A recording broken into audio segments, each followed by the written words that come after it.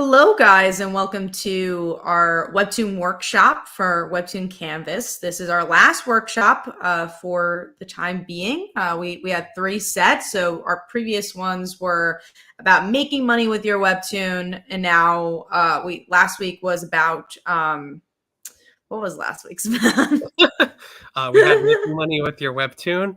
What was last week's about? I told you No, where we had another Webtoon workshop last week, and now this week it's about building a team for your workshop, for your I'm Webtoon. sure whatever we had last workshop. week was super important. It was really an important one. We will put it on this video somewhere Oh, so you traditional remember. comics to Webtoon. There you go, traditional comics to Webtoon.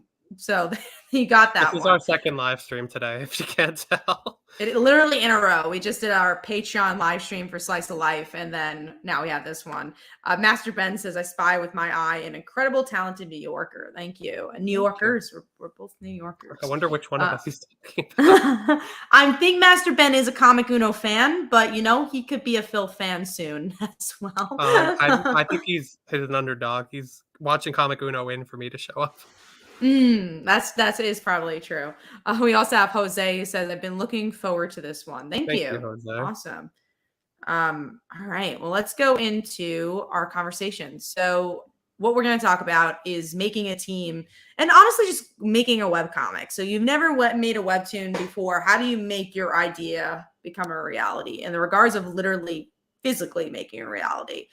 We've talked about it from a money perspective. We talked about it from a business perspective and publisher perspective. Now we're kind of going into the nitty gritty of how do you do it, Yeah, absolutely. So we're going to approach this mostly from a writer's perspective because that's our experience. But, obviously the things we'll talk about here will be applicable to if you're approaching this as an artist as well. So, kind of picking up where we left off last week, I think the biggest thing you need to do if you want to create a comic is nail down your idea and nail down a script. So many people kind of get ahead of themselves and try to pull together their team before they actually have a completed script and a completed story mapped out. The first step is mapping it out by yourself, figuring out what your story is, writing your first issue script at least. Do you agree, Kat? Yeah, 100%. You gotta know the story before you say, "I'm gonna find an artist," and then you have an artist and you're like, "Okay, what's the story?" and you don't have it written down. You definitely want to time that correctly. Yeah, we've definitely seen firsthand a lot of people who get ahead of yourself, which is easy to do. You get excited about the idea you have and you put the cart before the horse. But first thing you want to do is make sure that you have your script. And then after that, if you're a writer and you're not doing your own art, then next part is getting your team. Let's talk about the different roles that you might need to create your comic and then also to publish your comic through different mediums, whether you're self-publishing or if you're going through a publisher, who you might need to get in contact with and what different roles you'll need to fill. So in comics, usually you need an artist, and an artist can have different roles. Usually, if you're not the artist we're speaking from a writer's perspective. You need a colorist, so someone who can color in the drawings. You need a penciler, and then sometimes that penciler needs an inker, so someone to draw the black lines over the pencils. That's kind of the 3 phases of art. A lot of times you'll find an artist that does all 3, especially for Webtoon. But there are times where you need to hire separate people. Especially if you're sorry to cut you off, but especially if you're producing content quickly, you might see more division of labor. You might see a full team that has a writer, line art, a penciler, an inker, maybe even a flatter. So someone who does the flats colors and then the colorist.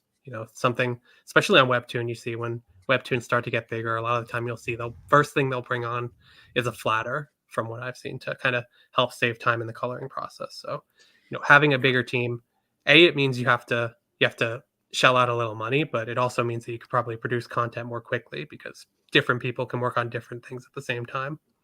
Which is also very important for Webtoon. And then the other thing to have that I see a lot of starting Webtoons do is that they do their own lettering. I think it's a little bit more forgivable on Webtoon because it's just people are used to seeing that. But if you really want a really professional looking book, I recommend really learning how to letter and taking classes if you want, but probably the easier route is hiring a letterer, hiring somebody who will letter the book, which means like putting the words in those balloons. So, and obviously the writer. So if you're an artist, let's say you don't know how to, write the story, you do need a writer in this too. So those are the main roles of making a webtoon. We should talk about the people that do our webtoons. We can make an example of that. We did not open up the show with this, but our webtoon is Slice of Life. It's about an anime character that comes to life and falls in love with a high school cheerleader. We are going to put the link there. And Phil, why don't you tell everyone's role in our team? Yeah, so Kat and I, we are the co-writers and co-creators of the book. We came up with the idea and we write each chapter, and we're also the marketing team. We market the book. We self-publish the book, so we'll talk about that in a little bit. But then to round out our team, we have Val Perry, our artist. She is a one-woman machine. She does the pencils, inks, and colors. So she is solely responsible for the art. We have Garth Mathams of Witch Creek Road on Webtoon. He is our letterer, and he takes the sequential pages that Val creates, so that the traditional comic pages, and converts them to Webtoon format, and also does the lettering. And then on the print comic side, we have Taylor Esposito. He's our letterer for the printed version, the one that's we use a different letterer for the Webtoon version versus the printed version, just because there's different conventions in lettering. Webtoon, the vertical scroll tends to have bigger letters, and then the traditional comic has like a whole bunch of rules about lettering that we want to make sure that we have the proper division of labor between the two versions. And the last one is Brant Fowler. He's our graphic designer. He dresses all of our covers, meaning he puts like the logo and the numbers and the credits on them. And he also does a lot of design work for us. So like, a mystery box that we have, he designed that. He'll design a bunch of the graphics on our Kickstarter page. So you can already see with our book, it's a whole village of people. Yeah, it's not just us, for sure. And then that's a great point of like another side I didn't even think about with the team work. People can hire marketers too. You can hire PR people. If you like doing those type of things, that's something that happens in comics as well. So, but for us, we kind of, I will say, enjoy doing it. It's not our main job, but I think we like figuring out new ideas to be innovative and share our webtoon, share our work. But it is a whole nother job. It's a whole nother side of your brain working, and it's a talent that you need to have. So if you feel like you don't have a marketing brain, then you might want to hire someone else that does the marketing. Yeah, absolutely. So we have some questions here. So first we have Julius, who asks, how did you come across your team? We can start with us first, like how we started writing together. I don't think we mentioned this in other workshops. We definitely mentioned in other places, but we can talk about that, and we'll talk about Val and Garth and all that. So Sure. I'll start with us, and then we can talk about the other stuff. But for us is, Phil was writing his Haunting comic, and I was writing my comics. We decided to do a crossover book with Haunting and my superhero book, like Folly Daughter. We enjoyed the experience, and we're like, let's make a webtoon. And we did. And that's kind of how we came together with this. And we'll talk further about like our process of writing together, because I do think it's a rarity to have a writing team for a webtoon. But how did we find Val and Garth? Sure. So with Val, I think we found her on Pinterest. Is that right? We did. Like Hawkeye art. I remember, I don't even know how we were looking at GL, and somehow it like stumbled. I think I was looking for another project, and then I found her and I was like, actually, this would be perfect for Slice of Life. We've worked with a lot of artists on our different projects. We have, like Kat mentioned, our own creator-owned series, our Hauntings and like All Like Daughters, but we also have been very involved in anthologies we've put together in the past, namely By Visibility. We're currently working on a hair anthology. It's stories about hair. So we've had dozens of different artists that we've worked with, and we find them in all different ways. Best way is just on social media, scrolling through Twitter or Instagram, looking for artists and bookmarking ones who stand out to you.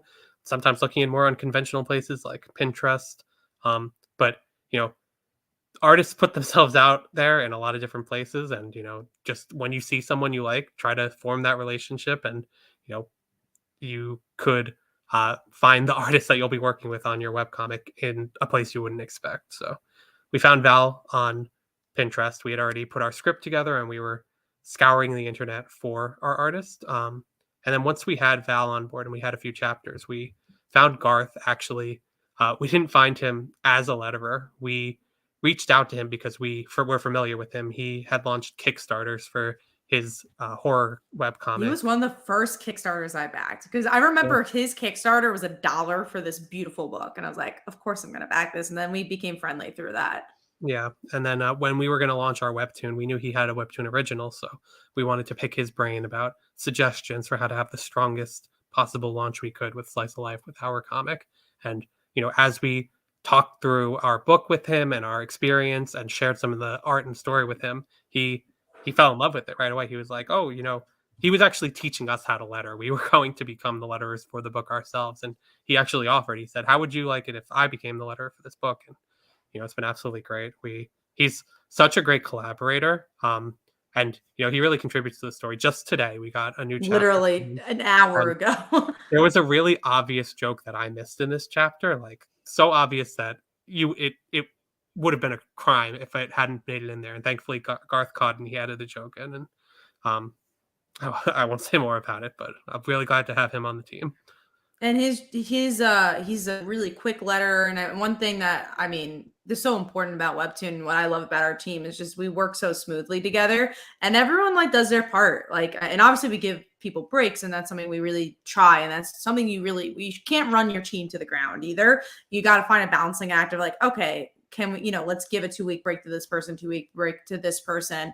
But when you are working, which is most of the time, our whole team is so quick. When it comes to lettering, art, we really get things done very quickly and on time. Yeah, absolutely. And then for the other members of our team, we just had worked on with them on other projects. Brent was a longtime friend of Kat's and Taylor had worked on By Visibility. I think he applied for By Visibility for that anthology. So, we gathered our team in kind of a Frankenstein monster kind of way from all over the place. And I think that's the best way to gather your team, make connections with people. And, whenever you see someone who you connect with, who you think is talented, or who you have a good conversation with, who seems knowledgeable about the medium, definitely make note of them because, there's always a chance to work together in the future. For sure. Definitely agree with that. So yeah, after you create your team, I think one of the biggest things that you should do is backlog. I think you can't just post all right, I got these few pages, let's post it. Make sure you have enough chapters to launch with. How many chapters did I think we wait 4? How long what was the first time we posted? I don't even remember. So I think we had our first 2 chapters done, which, we sorry to be confusing. Our chapters, we break up into individual episodes. So we'll have chapter 1 and we'll break it up into 5 parts, for example. Mm-hmm. I think we had 8 episodes in the can when we launched, which... Well, you know what happened? We wrote 4 chapters. Yeah, we wrote a whole bunch before we launched. And then we had completed, ready to post 8 episodes. We launched actually, I think 5 episodes in 1 week. No, it was 5 episodes over the course of 2 weeks. That was how we launched the series, to giving a lot of episodes at once. And then we switched to our weekly release format. So it was good to have the backlog because we were able to drop a lot of episodes at once, which a bit of advice for everybody. If you're starting a Webtoon, always launch with 3 episodes because Webtoon will prompt readers to subscribe after they click through 3 episodes. You want to make sure you get them to hit that button. But yeah, we had an 8-episode backlog and then we had more in the works at the time. So we had a good cushion. We didn't fall behind for a long time. And you definitely want to be as consistent as you can because the Webtoon algorithm rewards consistency. Readers really respond to consistency. We try not to take too many hiatuses. And if we do, they're not too long. I think the longest we've taken is a little over a month and it was around the holiday time. So and we'll be doing that again. We'll be taking about a month or so of a hiatus, but we cushion it with other stuff. We'll do a meet the characters, which is only you only need to letter it. There's no art that's involved or Q&A. No art's involved. Exactly. You can recycle art from previous episodes for a Q&A or a meet the characters or other creative ways to still produce content without disrupting your break where you're trying to get ahead of things or maybe just recovering from all of the amazing content that you've been creating. Exactly. Julius asks a really good question. What is the hardest specialist you each had trouble finding? Um, I would say Garth, actually. It was just magical that that happened. Like, that was gonna be really hard if Garth wasn't going to format our book. Yeah, definitely. I think it's not really a job description you can find very easily. Someone who takes the sequential pages and converts it to the Webtoon format, to that vertical scroll webcomic format. But thankfully, Garth was available and interested, so that was really good. Other than that, I think the hardest thing to find is just something really specialized. Like when we were making those mystery boxes, Hmm. we had no idea the first thing to do to design those, or when you have to make like a banner for a convention, you want it to look as good as it can, so you got to find the right person to design it. I'd say those areas that don't have a job description are the toughest in my book. Yeah, for sure. And just trying to find, okay, like even just not just how to make the box, which again, luckily our graphic designer had experience with that. But finding places for it too. So like pins, like, okay, so what company would we go to? Like for the boxes, like what company would we go to even just Mhm. make it, you know? Yeah, absolutely, absolutely. um Getting back to the team, once you find your team, and again, the best way to do that is just look all over the place. Put your webcomic idea out there as well. I've I've seen people who have their comic, they have their idea, but they're afraid to share it with anyone. You should share it. Don't worry about someone stealing your idea. You're putting it out there. You can very easily trace back to the fact that you're the creator. And then find someone who resonates with the idea, who's willing to work with you, and figure out what your arrangement is. Everyone, I think, has different arrangements for their properties and how they're going to assemble their team. uh, some people are co-collaborators. They'll co-own a comic and they'll work on it together and both have ownership of it.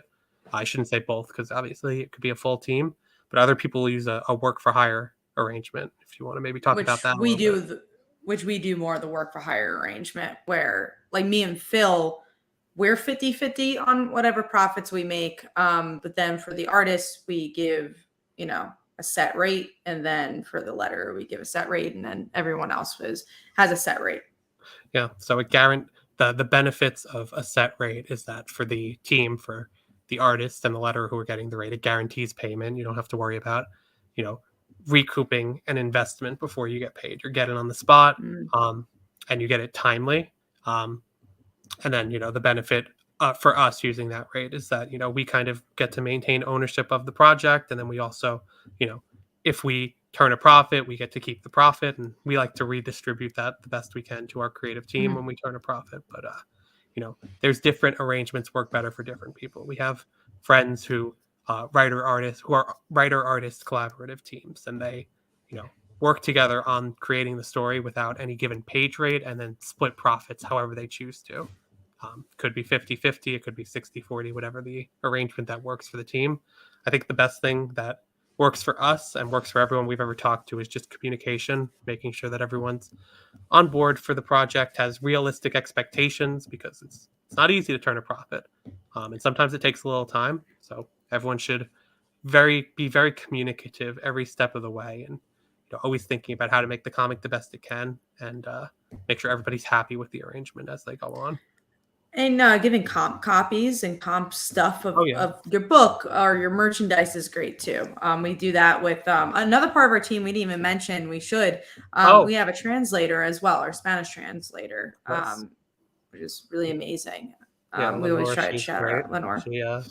She was a fan of the series, and she actually reached out to us and said that she was a professional translator and she would love to translate Slice Life into Spanish. So she's been really great. It's been really great having a whole different language of reader, a language base of readers reading the comic every week, the Spanish language version, and running those comments through the translator to see what people are saying.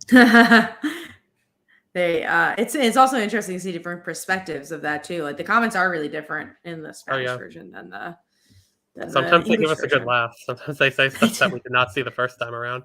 They're a little Yeah. behind. They're catching up right now. So it's also good going back through the series, seeing the chapters that may have aired a while ago for us in the English language version.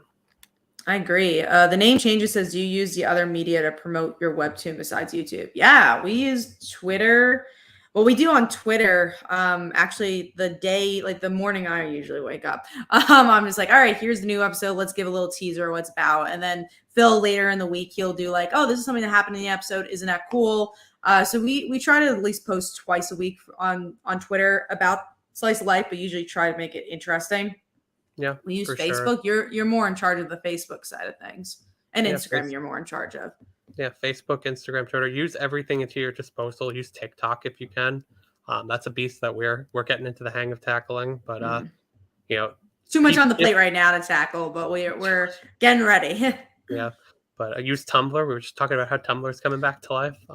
Tumblr is just trending. It was just trending, but different readers use different platforms. You want to put your book out there every place you can in hopes of attracting new readers. And we pull readers from unlikely places too. I think we talked about this a little bit in one of the previous workshops, but we have readers that we picked up that we met at conventions. We have readers that we picked up from Kickstarter when we crowdfund the physical issues. There are people who just discovered the series for the first time who maybe weren't lurking on Webtoon as much. So just screaming about your series everywhere you can, and not worrying about being annoying, and trying to find different ways to talk about it. I should say, don't say the same thing every week. Yeah, I feel like we've been trying to be really inventive every day. Again, the Tumblr conversation just came out of like kind of a joke of what I was saying to Phil, and then it's like, oh wait, maybe we can do something with this. And then T actually asked us. Well, first I'll say Julius says Cat's verified. I am. Got that blue check. Blue check mark. T says, can you speak on how going to conventions has helped you promote? Yeah, we touched upon that a little bit. It's just mostly meeting new people. I think making the relationship of people who have already read stronger, because you get to see each other physically. But then other times people just see gay content that they originally didn't see, and you're like, oh, cool. Tell me about this. Yeah, absolutely. We actually, I think we might have talked about this last week. Right before last week's live stream, we had someone who we met at a convention DM us to talk about her experience reading Slice of Life after she met us. So it's very rewarding. You can make a real connection with people that you talk to at conventions. We say conventions, but we really mean any event. We do Prides we've done. Prides have been really great way to get the series out there. So it's great to actually promote your series physically. If you go to school, promote it at your school, join a club, whatever the case may be, to get the series out there. But it's a great way. Don't underestimate the in-person connections, for sure. For sure. We're always trying to innovate new ways to do that. So yeah. Daphne asks, I have a question. What's the best way to go about approaching a writer as an artist? That's a really good question. I say just go to a writer that you really love, and say, hey, I really want to work with you. This is the genre I was thinking of. Would you want to work with me? And I think to really get a feel of a writer, maybe offer them a page rate. I think writers, they're so surprised to get a page rate because usually it's them working to give page rates to everyone else. So if you really admire a writer, just be like, hey, this is how much I'm willing to give you for each page. Would you be willing to work with me? Yeah, that I think would really give a writer, some inspiration. Yeah, if you're in a position, it's always great to approach as a work for hire arrangement. If you're not in a position to do that, or if it's not your preferred arrangement, like Kat said, best thing to do is find a writer that you like, that you've read the work of. Approach them and let them know that you've read their work. You're not just, talking out of your ass. Not just say, hey, writer number A. Just say, this is why I like your work. Let's say you really like Slice of Life. It's like, oh, this really resonated with me. Also, as an artist, show your portfolio as well. So don't just say, hey, I'm an artist. Then the writer has to track you down, figure out who you are. Just give the information right away. Yeah. And this goes for writers approaching artists as well, approach them and give them your body of work if you have one. Don't just approach with just your idea. Give them everything that you can to show them your work ethic and why they should work with you. And that goes, artists, show your portfolio. And if you have a story idea, if you're just looking for a writer to kind of get it onto the page, that's come to the writer with that arrangement and figure out what works best, a collaboration or a work for hire, because both are very valid methods. For sure. We have some really great questions here. I'm going to go backwards, actually, because this is kind of in the same area. Bombastic Foxy says, how do you go about getting a background artist? I'm not very good at it. So my Webtoon tends to have a white space. Honestly, this is a really good question. I've never heard of I could this. I Well, could speak right, to but I it a can see little. people being able to do it. I would just say, like, contact an artist that you really like, that you like their backgrounds, and be like, "Hey, would you wanna do a layer of my art?" And just Yeah. contact them. I've seen a lot of people talking about, actually looking for work as background artists in some of the Facebook groups that I've been Mhm. joining. So like find a group.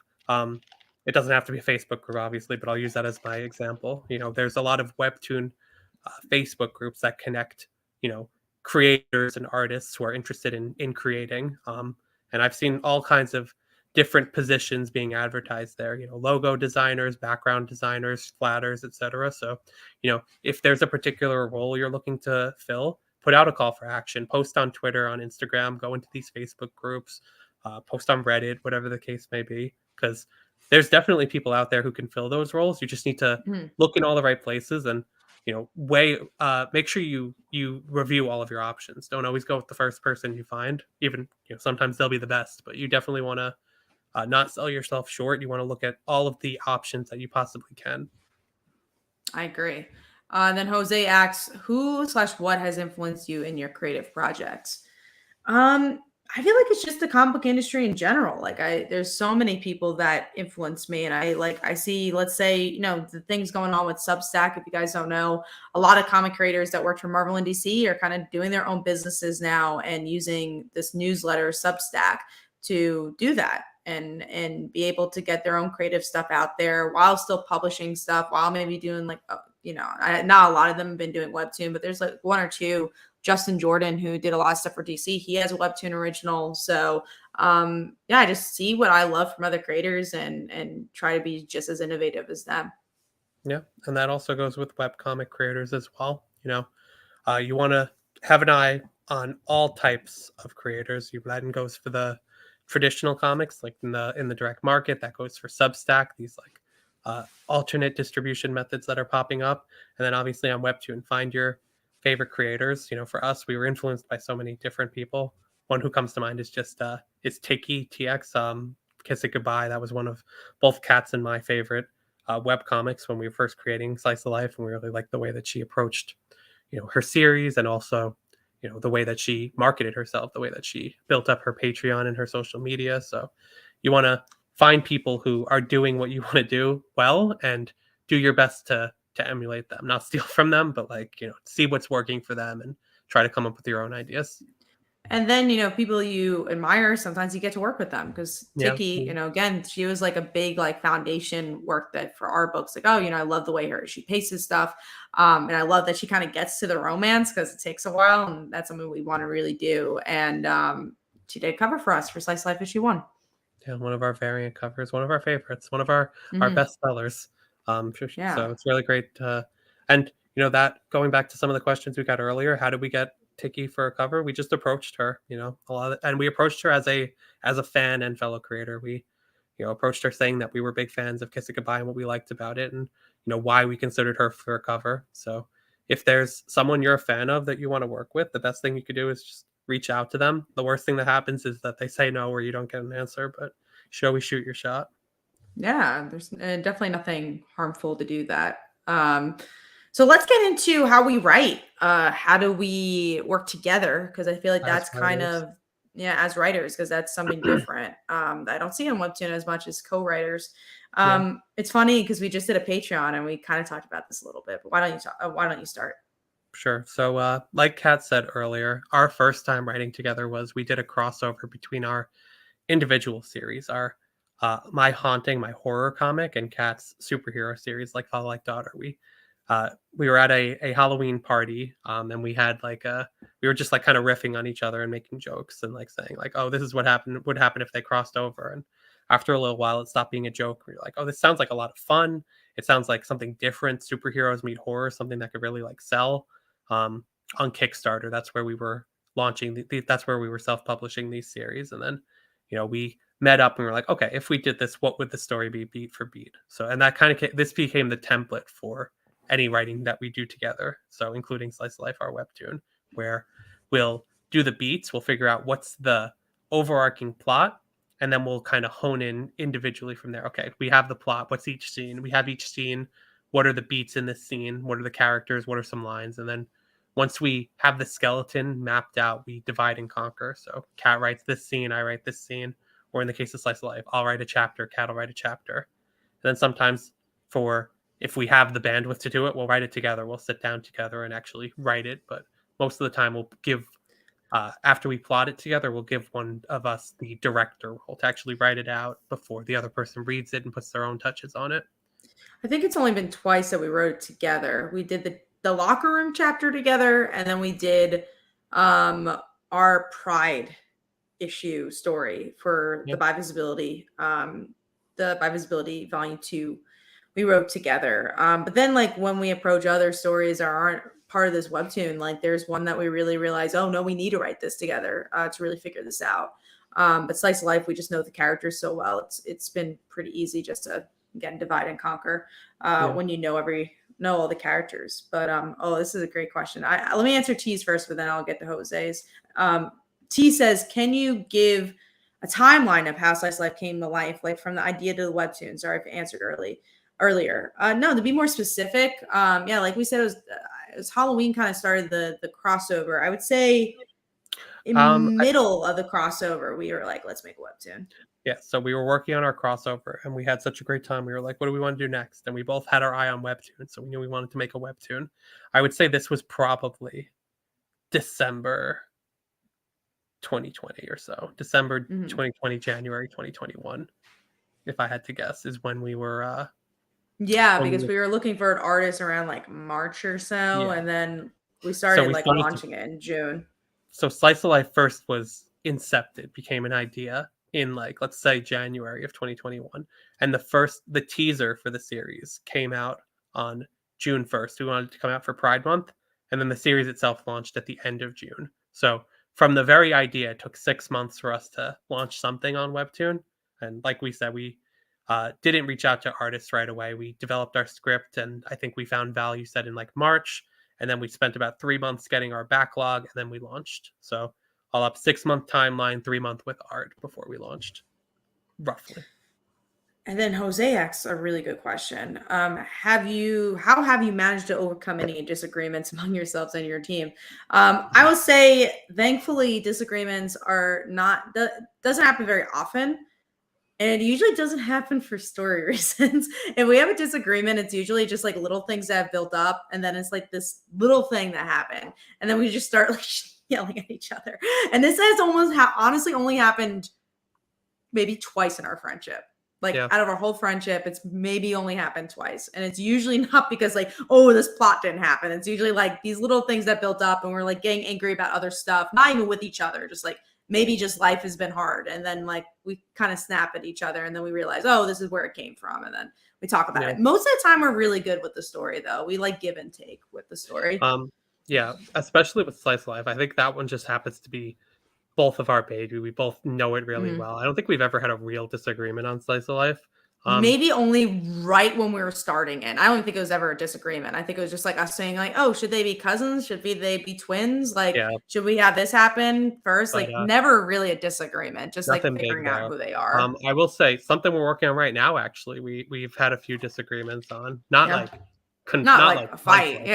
But where we're not really on the same page. And, that's a tough thing to work through if you're a collaborator. I think what worked for Kat and me is just kind of, we sat there and we wrote two different versions, the version that was in my head and the version that was in Kat's head. We found out what didn't work about both. And then we tried to come up with what's the alternative that maybe marries both of them or maybe just throws both of them away and comes up with a better idea. So I think kind of going back to the very first recommendation in this video, it's just to create. So put something on the page, even if it's bad, and then talk with your collaborator about what works and doesn't work to figure it out. That's the best way to get through a disagreement. And I think that's honestly the biggest other word is communicate. I think one of the first things we said to each other when we started this whole thing, because we're business partners, we have to talk to each other a lot. We have to share money a lot. So, those are kind of big things. And we always communicate. We're just if one little thing bothers us, we're always vocal about it because you do not want those little things to become big things. Yeah, absolutely. there's definitely a lot of communication required, and that goes. We mentioned it earlier when it comes to assembling your team. Just make sure everyone's on the same page and that you all know exactly what you're contributing to the book, and what your compensation is. And that doesn't necessarily mean money. That could just mean your equity in the product, or it could mean just what you get out of it. Any fruit that the project bears. So another question is from Bombastic Foxy, who says, how do you motivate yourself to keep going? Even though I enjoy drawing and writing, I have a really hard time starting work and tend to go on long hiatuses out of pure laziness. And I kind of hate it. I think everyone has different personalities. I think on our side, we're a little bit too much workaholics. So we're always like, how do you stop working? On the other side of things, there are definitely times when we feel lazy. I think it's just so weird to say built in laziness into your schedule. Like make sure you have enough time and buffer. Like you've had enough. Again, that goes back to me not posting right away. Have enough backlog so that way you can be a little lazy every once in a while. So you like, oh, I have an episode, so it's good. I could skip this week to work. I think definitely, like Kat said, schedule a little bit of laziness, because we also do that. We're working, like when we're creating comics, and this goes for everyone who creates comics. You're working, but you're also like doing something you love, and you never want to lose that. So if at some point it starts to feel like a chore, that's your brain telling you that you need to give yourself a little bit of a break, remind yourself what excites you about the project, and make sure that you stay excited and motivated. And if it doesn't motivate you anymore, maybe ask yourself what you could do to change that. What excited you about your project in the first place? If that's not there anymore, it might be a sign that you should put the project on hold and work on something else that does excite you. It's a different answer for everybody, but don't create if you're not excited. I would recommend. I agree. I think I'm going to be not say too much on this one, but there's definitely a project we're working on now that is like we started and then we left and then we're starting it again, and we're trying to find the excitement we once found, because now we have all these other projects. We're like, oh, I'm really excited. This is the new shiny thing. And sometimes you do need to just get something done and find the excitement again. I think that was one of the biggest things that we've been doing working on it, is like, okay, what originally got us excited about this and what would get us excited again? Because there are some projects, especially as you get more into writing and drawing, that this is your job. Once you get to a point where it's your job and you're like, well, sometimes there's a day where you don't want to create and you still have to. And this project in particular is like, we need to create it. And this is the one we had disagreements on. Yeah, exactly. This is the disagreement one as well. So that was on top of it. And we just took a step back and we were like, okay, what did get us excited for this project? And let's go back to that. Yeah, absolutely. So we have another question from Julius. How long did it take for your webtoon to gain a following? And what do you do to get a boost? It didn't take long for the following. I think we talked about this a little bit in the last workshop. We were so lucky. We thought it would take us like 5 months to get 1,000 subscribers, and I think we got it in like the first week. Yeah, we got it in. I have my spreadsheet open. After we started consistently posting episodes. So we did a teaser. I don't recommend doing this, by the way we did it. We did a teaser at the beginning of June 2021. We didn't know Webtoon as much back then. We did not. We did just like a teaser episode for the series, and then we waited a month. We did another meet the characters before the series starts, and then 2 weeks after that, we started actually posting episodes. Like I said earlier, I definitely recommend launching 3 episodes at once because it prompts readers to subscribe. But once we started that consistent posting, and when we launched, we did 3 episodes in 1 week. That's when we started to really pick up. I think we got 1,000 subscribers in our first week, and it varied week to week. It just grew at different rates. And we were very lucky because we had a following already from our other projects. We had our By Visibility anthology, which is a very different, very similar, genre of like queer stories that we were able to energize that fan base to check out Slice of Life. We had our other comics that were maybe less related, but still there's overlap always in fandoms. We had social media already followings that we were able to leverage, and then just Webtoon. Like it happened to catch on. We did everything we could to get Webtoon's attention. With a consistent post schedule, we tried to have a compelling thumbnail. We got the best artist we could possibly find for the book, so it was just kind of a perfect storm, thankfully, and we're very glad that it worked out the way it did. And help boost it. Again, I think the Kickstarter really helps because that's a whole different audience. It was a physical book. We went to conventions, selling the physical book, sharing the webtoon, giving business cards. When people purchase things, we have Twitter, Facebook. And again, the biggest one is just like trying to being consistent and getting on Webtoon's radar because they're probably the biggest push.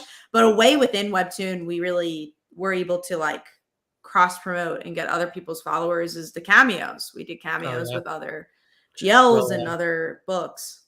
yeah, we'll find other books that have similar audiences and we'll approach them.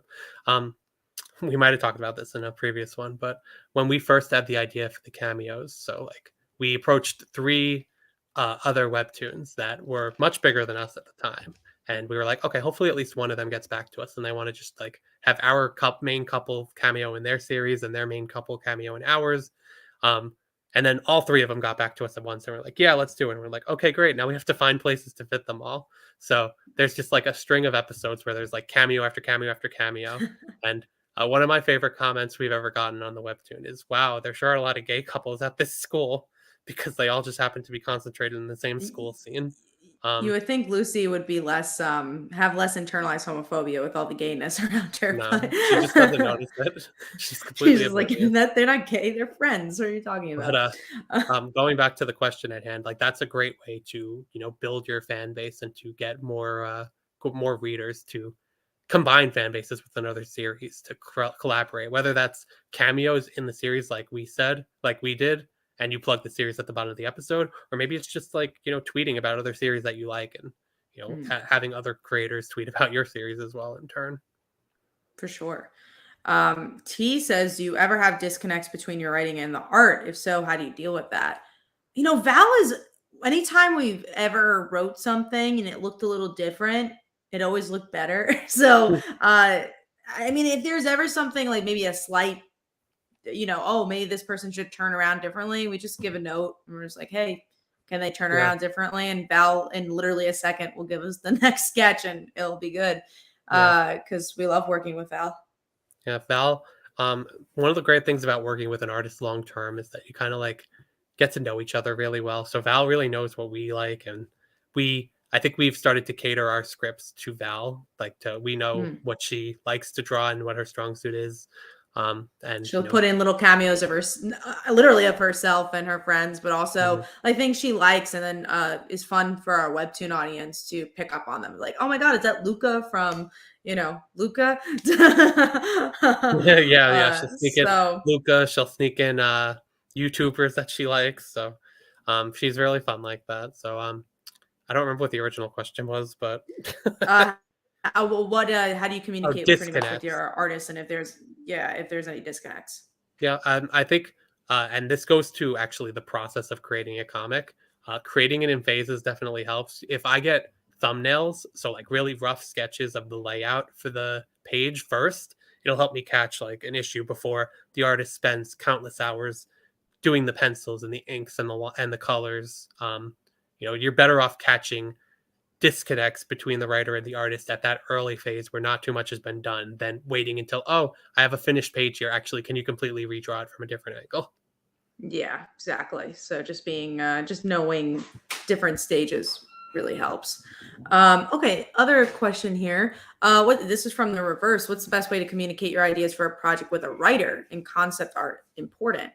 I think it depends on the person, depends on the project. If you feel like you want to, kind of create a character together and like figure out the visuals together, sure, concept art is important. But us as writers, for the most part, depending on the story, there's a lot of times where I'll be just like, oh, I kind of want to see what the artist comes up with, like for the little description I gave in the script. Uh, so yeah, I think it just acts the writer. You just say, hey, do you Yeah, want concept art? And they'll say yes or no. yeah, I think like we said earlier, it's always good to show previous work. You could definitely come up with concept art for your idea if you're an artist approaching a writer, let's say. It's always good to go in with like just like roughs of what your ideas, or like a sketch or a cover or whatever, something to help communicate it. If you're approaching a writer for a work for hire, you're not approaching with an idea, just show them things you've worked on previously or produce some previous work, some work you can use that as an example. Everyone's kind of a visual thinker, so it definitely helps to see that art. For sure. Brianna asks 2 questions in one. I'm late to the chat, but have you ever deleted a story because you have a lot you want to change, like name, locations, or something, then post it again once everything makes more sense? No, I think we really like the finished product to be posted. I'm not saying I think if you want to do that, go for it, but then you lose the likes, you lose the comments. I don't recommend it. One thing I've seen, and I don't know if we're the best people to talk about this in particular, but like relaunching a series, I've seen some series where they posted for a while and then they went back and they deleted everything and restarted on the same page. That way they got to keep their existing fan base, their existing subscribers and views and everything. I think you lose your likes when you delete episodes, but I'm pretty sure you keep your views. Don't quote me on that. But I think that's probably the best way to do it if you're going to relaunch.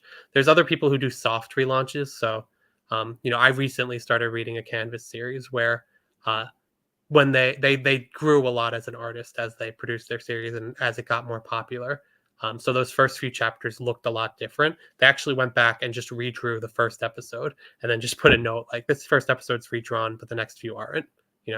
There's different approaches you could take. I think there's a pressure to on artists, especially as you develop, to go back and kind of redo your work, but I don't think it's necessary. I think, one of the most fun things about reading a webtoon is seeing how the story and the art develops over time and how things like improve. But if you're self-conscious, maybe just redrawing the first episode is a good way to re-energize and it. Edit. You don't have to delete it. I believe you can edit an episode. Yeah, you can edit an episode. Yeah, you could change the contents, and that's what the Canvas series that I was just talking about did. I don't remember the name off the top of my head, but see what other people have done. Everyone's tried different things, and they'll be able to give you the benefit of their experience. So Julia asks, you're both comic creators and webtoon creators. What are differences and commonalities between the two? And are there any advantages in merging both in mediums in your craft? Yeah, I mean, the difference is really that vertical scroll and just how much you could play with in that regard. Are there any advantages? Yeah, I think just getting different fan bases to both traditional and merging them. Comics. I think the one of the obviously many reasons, one of the main reasons that Slice of Life is as successful as it is because we have different mediums for it. We talked about this in the beginning, but we have readers who we picked up through conventions, through Kickstarter, through Webtoon, who came in from all different places. So I think the merging of the two mediums has really helped to develop Slice of Life and to get different people on the series. And it's a good way to monetize your book. We talked about it a lot in our first workshop, but you developing different revenue streams, so getting paid from Webtoon through their creator awards program and ads, but also self-publishing, in our case, publishing the book, selling the physical book. It's other ways to continuously make money with your product. And Jiho says, I just started a venture in Boston for webcomic creators and their fans. It instantly delivers physical art cards to fans. I'm not sure if this is right time and place to ask, but I'm just giving it a shot here as you guys experience both physical and digital comics. Would it be possible for you guys to review the idea and share thoughts? If not, it's totally fine. Our DMs are always open. So if you have a ready link for us to see something, we have time. We could definitely see if we can look it over. But yeah, just, Twitter DM us. Both our DMs are open. Yeah, absolutely. And those are all the questions. So if you have any last minute questions, definitely ask now, but we're going to showcase our Kickstarter. So we can talk a little bit about that. Here we go. And that's not what you want to see. Nope, that's our dashboard. It's behind the scenes. So we talked about this a little bit last week, but we have Slice of Life enamel pins live right now. We're trying to expand the merch offering that we have for the series, and we dipped our feet into the water with plush dolls, which did really well. And then once we proved that we had a fan base for it, we wanted to launch these pins. So you see all these different character pins, all of which were designed by our series artist Val. You got the logo here, which is also a genre. You got the couple here. So that's been live on Kickstarter. It's been doing really well. We have pins and keychains and stickers. If you want to check them out, feel free. You can get some queer pins. And then also you could learn a little bit about different ways that we've approached merchandising on the series, because the series itself is one thing, but you could also, sell offshoots. You could sell your plush dolls, your stickers, your pins, whatever else you can come up with, trading cards. For sure. I think that's gonna wrap it up for us. So thank you to Webtoon Canvas for giving us this, spotlight where we get to chat about Webtoon. We had a really good time talking about Webtoon and creating Webtoon. And we actually do have another question. I'll get to that the next. But yeah, we really appreciate all the things you done and everyone who watched. Absolutely. And we had a fun time. Here is a question from Luxvia. What are the pros and cons of working in a team versus working alone? Apart from the artist, how do you go about building a solid team with assistants and letterers and so on? Scheduling sounds so hard. The pros of working as a team is definitely, both me and Phil have written stuff alone. I think when you have that writing block, when you're by yourself, it sucks. A lot of times we would just bounce off each other, even if it's our individual projects. But when you're having a project together, you really have to figure it out together, So that's definitely a big pro. And that we talked about this more at the beginning of the workshop, but also big pro is just division of labor and being able to work on things at the same time. If you have a full team, Kat and I can be writing chapter 5 while Val is working on lines for chapter 4, while Val is the colorist in our book, but if we had a different colorist, while someone else is doing the colors for chapter 3, while someone else is lettering chapter 2. You can have a lot of different chapters or episodes in the work, so it'll let you produce more content more quickly. It's just a lot to manage, like Luxiva said. Scheduling can be a nightmare. We have our Google calendars are filling to the brim, to the point where we have separate calendars just with the schedule for the Webtoon and the production of the pages and the Patreon to keep track of it all. Yeah, no, our Google Calendar is getting a little busy. We also have another question. The name change, says, do any of you practice prose writing, and what makes an idea worth pursuing? Oh, those are two great questions. Well, Phil, you could go for the prose writing because you actually started as a prose writer. I did. Yeah, I studied prose writing in college, and I love prose. I love reading prose. I love writing prose. I think that I got into comics largely because I was a fan of comics, like of reading comics, and I knew Kat was self-publishing comics, and it's honestly like a really great way to get a lot of readers. It's a little harder to convince someone to read prose, from my experience at least. Unless it's fan fiction, which this is a little longer, it's such longer, and you don't have the visual to sell it as much. Obviously, you have a cover for prose. You could get a cover or fan art or whatever to help sell your product. But with comics, because it's a visual medium, it's a little easier to get people to check it out. But of course, I love prose.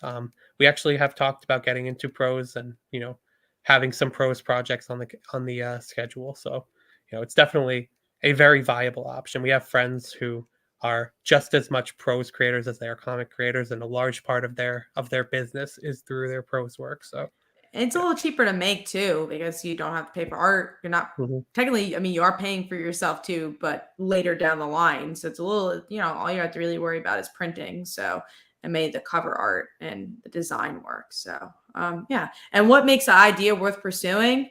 You being excited about it. I was going to say, you're not excited, right? You just gotta love it. If you're excited about it, it's worth pursuing. I would also just say, more business Cat talking, because creative Cat just said be excited about it, but also know if there's a hook. Like if you're just writing about some superhero who punches things, what's the hook about it? Not saying that's not a viable story. You can say, oh, the hook is that we don't have a lot of superheroes punching things. It's just fun, and it's just people fighting. So that might be your hook. You figure out what your angle is. So that's something you do as well. One thing I'll add to the hook discussion: people like when you relate your product to something they already know. So if you have a book and you could say it's X meets Y, it's Mad Max meets Serial Mom, Superman. Serial Mom. I like that. That's the two first things that came to my mind. So that tells you where my brain's at. But give a basis for comparison. It's a good way to help sell an idea. We also have Jose who asks, let's say I want to adapt my webcomic into a physical medium. Does it need to be strictly a printed comic, or can it, let's say, a light novel? No, of course. Yeah. You could do, if you want to convert it into a prose light novel, go ahead. I think it's just a little extra work because the light novel, you'd have to write it in prose, you know, so you'd have to do a little bit more. I think it's all about finding the arrangement that works best for you. But see what your peers are doing and other people who have created light novel based on their web comics, and run with that and learn from them. For sure. Thank you guys for the last minute questions, and hopefully we'll do another live show at some point, maybe just chilling and talking about Webtoon, slice of life, whatever you guys want us to talk about. So thank you guys, and we will see you in the next one. Thanks, guys. Bye.